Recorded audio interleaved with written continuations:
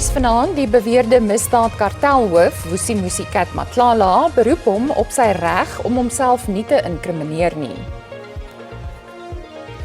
President Cyril Ramaphosa wil sy SAOG voorsitterskap gebruik om streekshandel en samewerking te verbeter. En Rassie Erasmus reageer op All Black beweringe dat die Springbokke die tempo van die spel doelbewus stadig maak.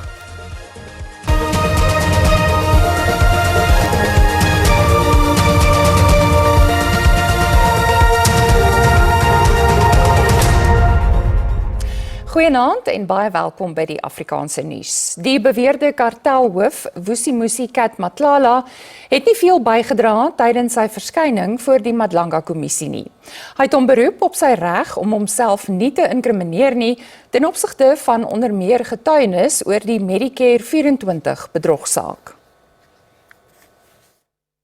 SAPS and Medicare contract is a matter in which I have been criminally charged and currently attending court, and as such I am unable to comment on the question posed on the paragraph under reply, and the basis is that I do not wish to incriminate myself. Matlala word geïmpliseer in die beweringe wat luitenant-generaal Nklanhla Mkhwanazi op 6 Julie 2025 gemaak het. Hy word ondersoek vir die hoogs omstrede polisie Medicare kontrak van miljoene rande wat aan hom toegeken is en sy verhouding met top polisiemanne om die kartel se belange te bevorder. Ook dat hy die polisieminister op spesiale verlof, Senzo Mchunu, gefinansier het om laasgenoemde se presidensiële ambisies te bevorder. I place on record that I do not have any relationship with Minister Senzo Mchunu. I have never met Minister Mchunu and have had no interactions with him, nor have I been at any gatherings where he was present. It suffices to say that I do not know Minister Mchunu. Matlala was wel bereid om openhartig te getuig oor die politieke tussenganger Brown Mogotsi en het gesê dat hy hom haat omdat hy baie probleme vir hom veroorsaak het. It's either he was using the minister's name, Mr. Senzo Mchunu's name, to swindle money from me, or he was working with him, but still he was asking money also on the side. So even today I cannot be 100% sure whether he was working with him or not. Matlala het geweier om vrae te beantwoord oor aantuigings dat hy beweerde omkoopgeld vir luitenant-generaal Shadrack Sibiya en generaal-majoor Richard Shabiri betaal het. Hy het hom weer op sy reg teen selfinkriminasie beroep deur te getuig dat die bewyse deel is van 'n stemopname wat hy betwis en wat ook deel vorm van die ondersoek. Matlala se getuienis voor die kommissie is uitgestel tot 24 en 25 Augustus, waar tydens sy verklaringe moet indien op beskuldigings wat antwoorde vereis. Die feit dat die private ondersoeker Paul O'Sullivan tydens 'n sitting van die ad hoc komitee uitgestap het, is weer bespreek tydens die komitee se samestelling van sy 4de voorlopige verslag. Die komitee wil hê die verslag moet aandui hoe moeilik dit was om Sullivan in die getuiebank te kry. Sy dreigement teen die polisie se personeelhoof, Cedric Nkabinde, moet ook weerspieël word. O'Sullivan het weer in Februarie voor die komitee verskyn en wou sy getuienis virtueel lewer. Die komitee ondersoek beweringe van politieke inmenging en korrupsie in die land se regstelsel. O'Sullivan se getuienis is van die mees strydlustige voor die komitee. Hy is gepols oor sy agtergrond, verhoudings met sleutelfigure en sy rol tydens ondersoeke. Maar die EFF sê die komitee se vroeë verslag bevat nie alles wat tydens die sittings gebeur het nie. It was very high level, and I think it's important, while it can be consolidated, it is important that those details are properly captured, including the fact that the Speaker has laid a criminal charge against Paul O'Sullivan for sending or threatening messages, or alleged threatening messages to Mr. Kabindi. Die ANC het die EFF ondersteun in sy voorstel oor die beweerde dreigemente teenoor Nkabinde en O'Sullivan se versoek vir 'n virtuele verskyning. Die MK-party, die DA, PA, Vryheidsfront Plus en Action SA het nie kapsie gemaak nie. We have no problem in accepting the EFF submission in relation to the threat from Mr. O'Sullivan to Mr. Nkabinde. Die komitee sê hy gaan strenger teenoor O'Sullivan optree. Die komitee se sitting gaan môre voort.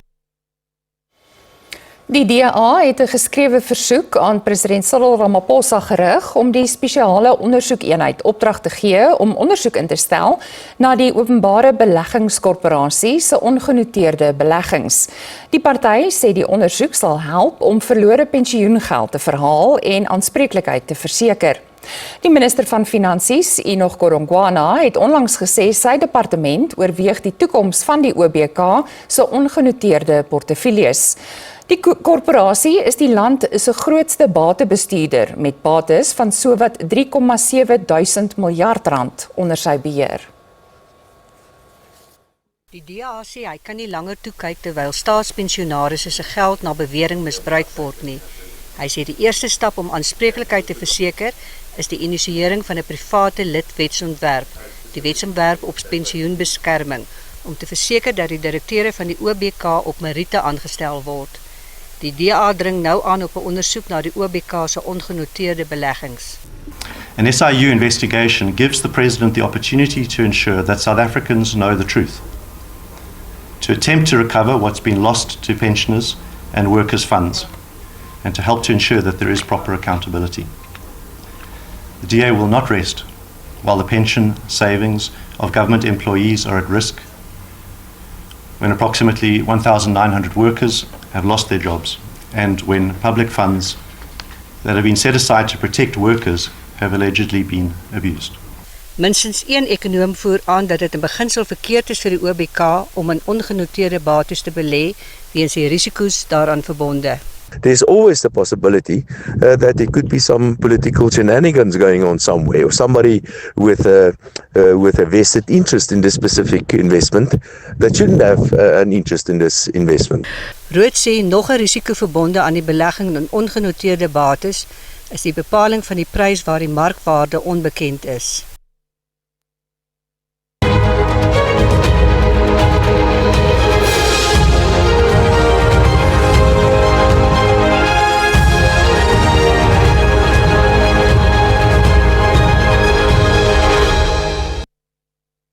President Cyril Ramaphosa het amptelik as voorsitter van die SAOG oorgeneem tydens die 46ste beraad van SAOG staatshoofde en regeringshoofde in Durban. Hy sê Suid-Afrika sal die voorsitterskap gebruik om industrialisasie te bevorder, streekshandel 'n hupstoot te gee en samewerking te versterk. Ramaphosa neem die leiersels oor te midde van uitdagings soos konflik wat toeneem en onsekerheid tot 'n gefragmenteerde wêreldekonomie. During South Africa's chairship, we will work closely with every member state, guided by the principle of sovereign equality, mutual respect, solidarity and consensus. Die uitredende voorsitter, die Zimbabwese president Emmerson Mnangagwa, het Ramaphosa se leierskap asook sy ondersteuning in sy tyd as tussentydse voorsitter geloof. I commend our dear brother, President Cyril Ramaphosa, for his astute and visionary leadership and the stewardship of our regional body over the past year as interim chairperson. He guided the region through the complexities of a turbulent geopolitical landscape, ensuring that our integration agenda remain on course. Ramaphosa het ook die SAOG se solidariteit aan die Demokratiese Republiek die Kongo beloof, terwyl die land op sy ergste Ebola-uitbreking reageer. And we call on all parties to respect health facilities, health workers and humanitarian operations. And we call on governments to avoid indiscriminate restrictions on travel and trade against affected countries. Die groepering se trojka is steeds besig om kwessies in Madagaskar, Noord-Mosambiek en die oostelike DRK op te los. The situation in Eastern Democratic Republic of Congo remains a matter of concern. We welcome the progress reported through diplomatic engagements and the African-led peace initiatives. We trust that these initiatives bear fruits of peace, of coexistence, social harmony, and economic progress, rather than reverse the gains already achieved by previous interventions. SADC remains steadfast in its solidarity with the government and the people of the Democratic Republic of Congo, and reaffirms its commitment to supporting efforts to restore peace, protect civilians, and create conditions conducive to sustainable development. Die SAOG het ook sy steun aan Zimbabwe toegesê na sy verkiesing as 'n nie-permanente lid van die VN Veiligheidsraad. Verkiesingsnuus en meer net hierna, bly gerus ingeskakel.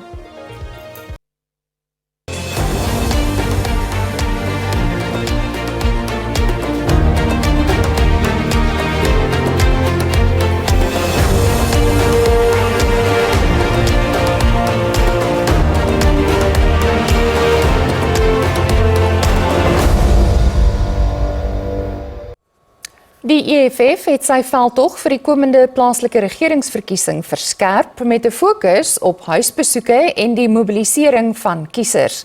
Die party se adjunkpresident en burgemeesterskandidaat vir Mbombela, Godrich Gadi, sê die EFF hoop om in November 'n beduidende impak te maak. Die EFF het sy burgemeesterskandidaate en leiers byeengebring om die komende verkiesing te bespreek. Upscaling the campaign to phase 2. We are coming from phase 1 of the campaign, and now we're going to the phase 2 of the campaign. Umuntu emntwini, person to person, listening campaign, talking to the people, door to door, preparing for the big day, the logistics and everything. Yes, boots on the ground. Gardie sê die EFF sal hom in elke munisipaliteit en wijk reg oor die land posisioneer en sal ook wyke en munisipaliteite betoos wat tradisioneel deur ander partye gewen word. We are contesting 213 mayoral positions, and I think it's 4,398 or 498 wards, wall to wall, every ward, every street. Not a single ward will not be contested, including Constantia, Stellenbosch, and any other place you think is white exclusive. There will be an EFF candidate.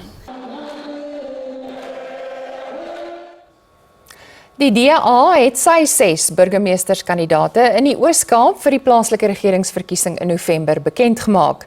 In die Nelson Mandela Bay Metro word die professionalisering van munisipale administrasie vooropgestel. Die kandidaate in ander munisipaliteite sal fokus op belegging, werkskepping, basiese dienste en infrastruktuur.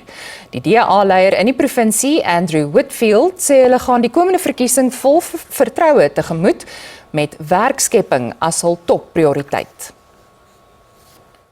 Die burgemeesterskandidaat in die Nelson Mandela Bay Metro, Retief Odendaal, sê die vakante senior bestuurposte in die stad het bygedra tot wat hy beskryf as die verlamming van die munisipaliteit.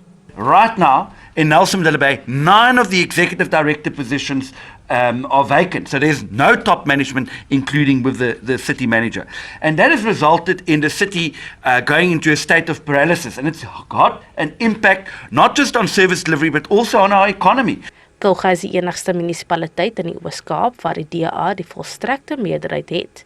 Die DA is sedert 2016 in beheer van die munisipaliteit. That is the kind of investor confidence that we want to create in our municipality, because where there's a stable DA government, things like that starts to happen. People start to believe that we can deliver and we do create investment opportunities for big businesses. So that is one of my first priorities, main priorities for our new term, is to invest in our industrial development zone in Humansdorp, which will bring in so much economic injection into our local economy. Dit is die meeste burgemeesterskandidaate wat die party nog beskikbaar gestel het. Die party is vol vertroue dat hy 'n meerderheid in verskeie munisipaliteite kan behaal. And be safe every day and a corruption-free municipality. We will do that by ensuring regular refuse collection and cleaning up of illegal dumping sites. So my second pledge is to make jobs through a stronger local economy. And how will we do that? By attracting investment and support local businesses. We're going to focus on reliable and implement reliable municipal service and functional infrastructure. We must maintain the roads. Our roads are so bad that we even have a restaurant called Potholes and Donkeys in Makana. Die plaaslike regeringsverkiesing vind op 4 November plaas. Kim Daniels, SAIK nuus, Gqeberha.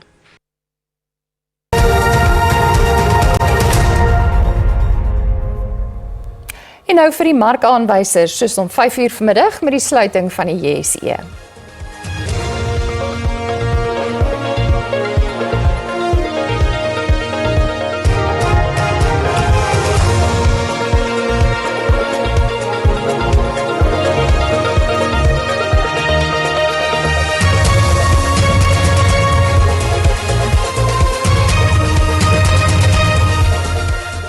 Ons is net hierna terug met die sport en die weer, bly by ons.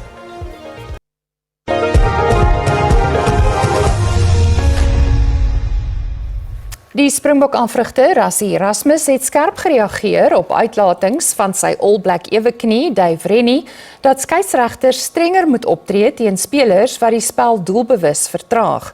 Rennie het daarop gesinspeel dat die Suid-Afrikaners geneig is om die spel stadig te maak.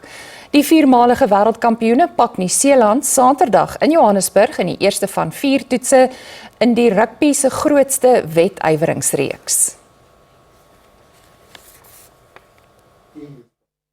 Die span se tegniese raadgewer en oudskeidsregter Jaco Pyper, Erasmus het beklemtoon dat sy span die reëls streng nakom. Pyper het bygevoeg dat die skeieregters wat in die toetsreeks gaan diens doen, hulle storie ken.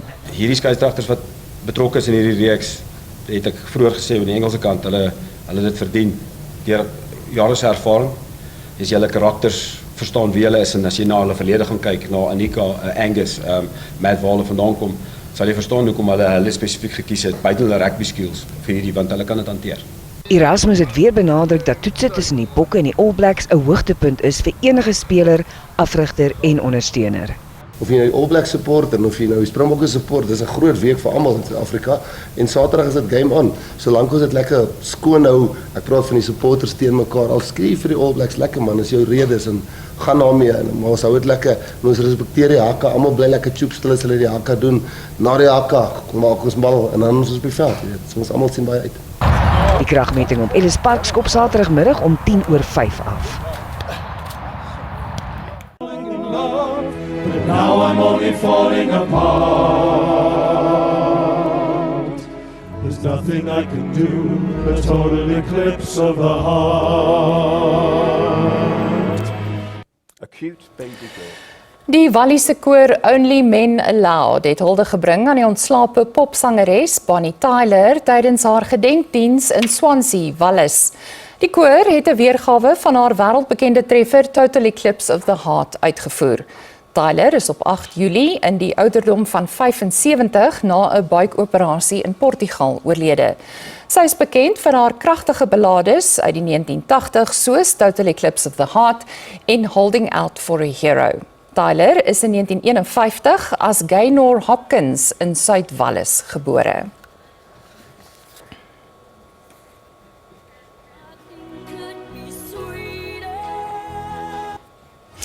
En dis aan al van ons op hierdie maandag aand. Sterkte vir die res van die week. Sien jou weer môre aand. Totsiens.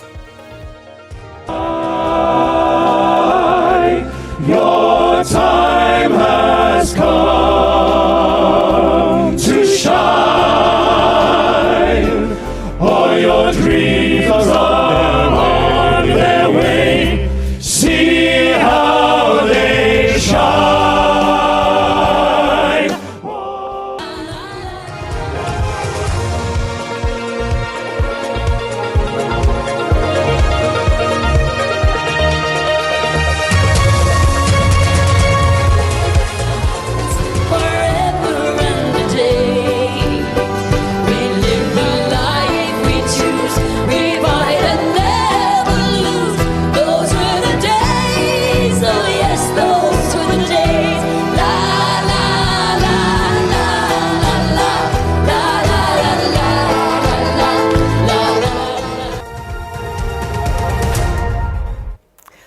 aand en hartlik welkom. Die weer is as volg. Wat vandag aan betref, bewolkte toestande kom voor langs die Wes, asook in die Suidkus, met enkele buie wat voorkom in Kaapstad. Lig tot matige wind kan verwag word langs die kus, asook in die binneland. As ons kyk na môre, volklose toestande kom voor oor die grootste dele van die land, met bewolkte toestande wat voorkom in dele van KwaZulu-Natal, streek tot in die Oos-Kaap, asook in die kus en in grensende binneland van die Wes-Kaap. Daar is ook oggendmiskolle wat voor kan kom in die Wes-Kaap. So kom ons kyk na ons minimum en maximum temperature. In Gauteng, 'n warme dag kan verwag word. Pretoria se maximum is 28 grade met 'n minimum van 7. Johannesburg het 'n maximum van 27 grade. In Limpopo, 'n warme dag kom voor. Messina het 'n maximum van 19 met 'n minimum van 9. Polokwane het 'n minimum van 8 en 'n maximum van 28. Dan beweeg ons na Mpumalanga, 'n koel tot warme dag kan verwag word. Skukuza se maximum is 27 met 'n minimum van 9. Sekunda het 'n minimum van 4 en 'n maximum van 28. Dan beweeg ons na die kus, KwaZulu-Natal. Dit is koel tot warm, Vryheid, asook Ulundi het 'n maximum van 28 grade. Kokstad se minimum is 7 met 'n maximum van 24. Dit is bewolk in die Oos-Kaap, andersins is dit koel. Willowmore se maximum is 19 met 'n minimum van 7. Gqeberha se minimum is 14 met 'n maximum van 20. Dan beweeg ons na die Wes-Kaap. Bewolkte toestande kom voor langs die kus, asook in grensende binneland. Andersins is dit koel tot warm. Vredendal het 'n maximum van 27 grade en 'n minimum van 9. In die Noord-Kaap, 'n koel tot warme dag kom voor. Appington se maximum is 29 met 'n minimum van 9. Sutherland se minimum is 1 met 'n maximum van 22. Kimberley het 'n maximum van 26. In die Vrystaat, 'n warme dag kan verwag word. Botawil het 'n maximum van 26 en 'n minimum van 5. Welkom in Ficksburg. Welkom in Bloemfontein Eder se maximum is 25, Ficksburg se minimum is 2 met 'n maximum van 23. Dan laastens Noordwes, 'n warme dag kom voor. Dit is ook sonnig in hierdie provinsie. Mahikeng het 'n maximum van 29, asook Tosca. Vryburg se maximum is 27. Dit is in al van ons hier by die weersentrum. Geniet die aand.